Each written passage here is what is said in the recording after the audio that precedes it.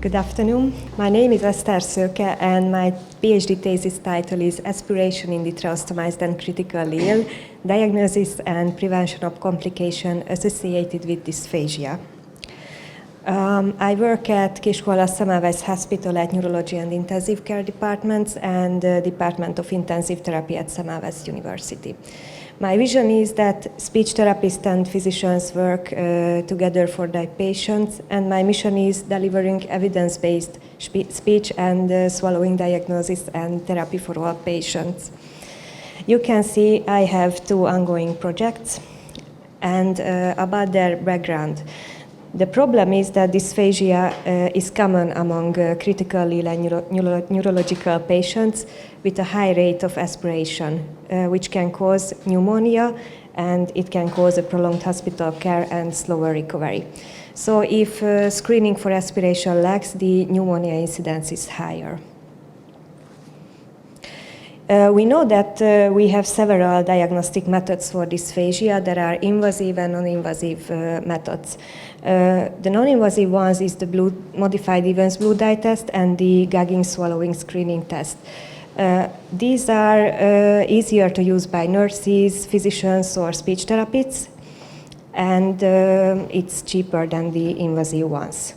About the modified Evans blue dye test, we give the patient several consistency of food and liquid, and we color them with blue dye. And if we see this blue in the cannula, it means to us that the patient has aspiration. About the GUSS test, it's likely the same, but we also give the patient several consistencies of food and liquid. But if the patient coughs or their voice changes, it means that they have aspiration. About the fees, you know, it's an invasive method.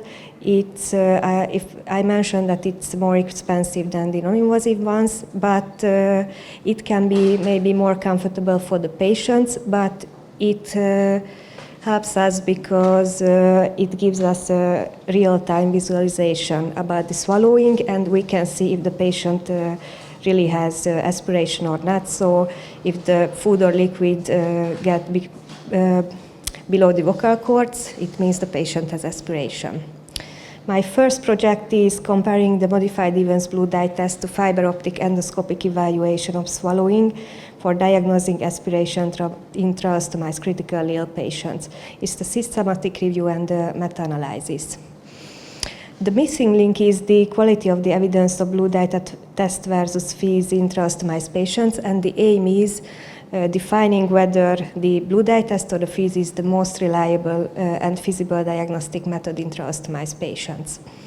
The clinical question is blue dye test as accurate as fees for assessing aspiration in tracheostomized critically ill patients?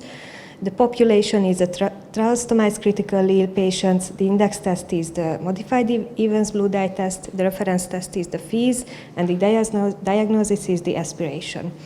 Our hypothesis is blue dye test is not inferior to fees in diagnostic accuracy. We conducted our systematic search in 3 databases, and you can see there our search key tool. Finally, we get 6 eligible articles.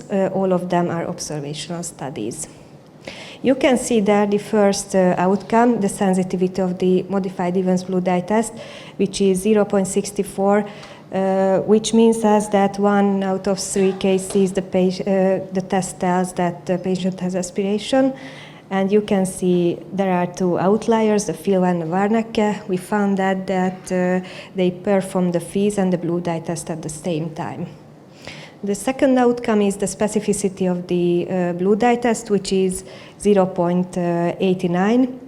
And the outlier is the Belawski. And we found that, except for Belawski, patients were weaned off ventilator.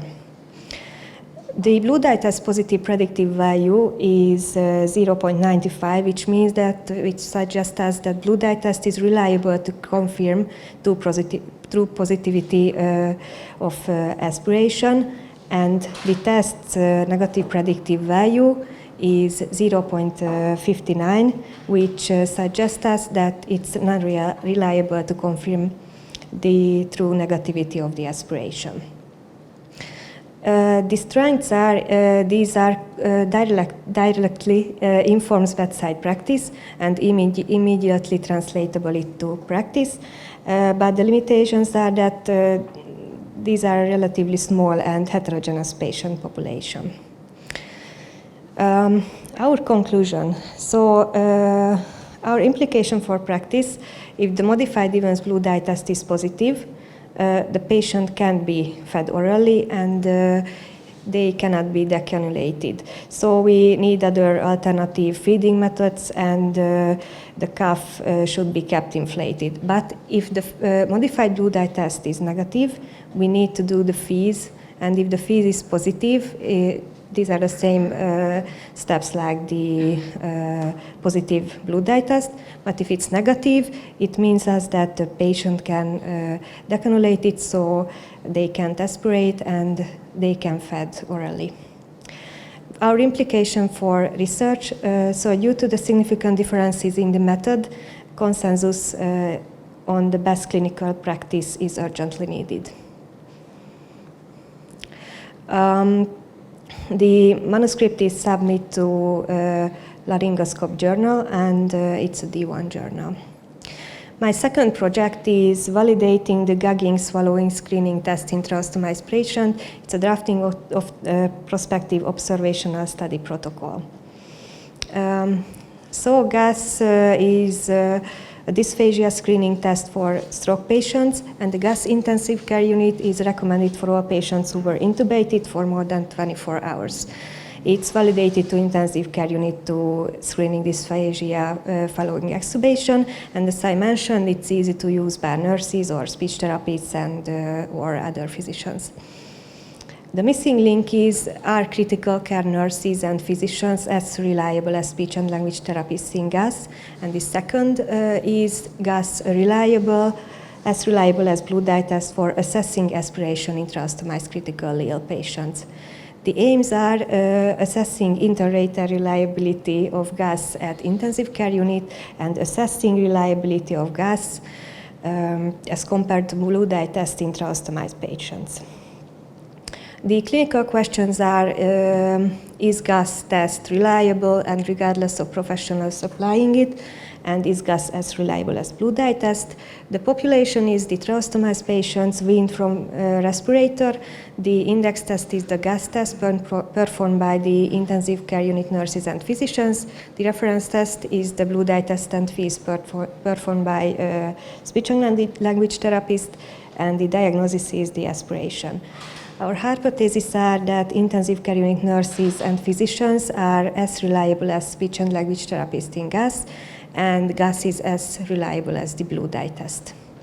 And the clinical implication is less needed for invasive test. It's better cooperation between physicians and non-physicians. You can see there the inclusion criteria and the exclusion criteria, and the primary outcome is the aspiration diagnostic accuracy, and the second outcome is the inter-rater reliability. You can see my two ongoing projects and the planned submissions date, and I would like to thank you for your attention.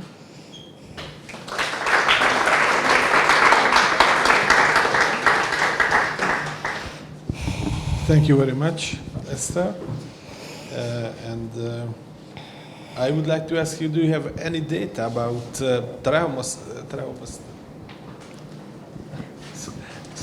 ventilated and traumastized patients? Because we are intensive therapists and we are treating this kind of patients. What is the main message for this patient population? About ventilated tracheostomized patients. Yes, because yeah, it's a little bit complicated, but we found ventilated patients just at Belawski article, and they mentioned they got minimized air pressure, yeah.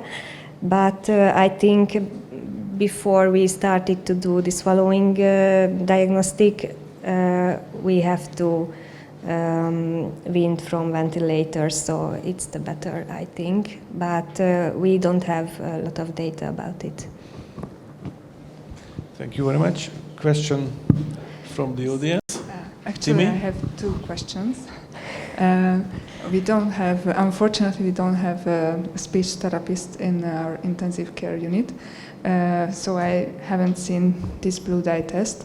How do you perform the swallowing during blue dye test? Is the cuff inflated or deflated during the procedure? And my second question is about the GUSS. The GUSS test. There are those pictograms. Can you tell more about that? What do they mean? The main steps. Yeah. Okay. Thanks. So thank you for your question.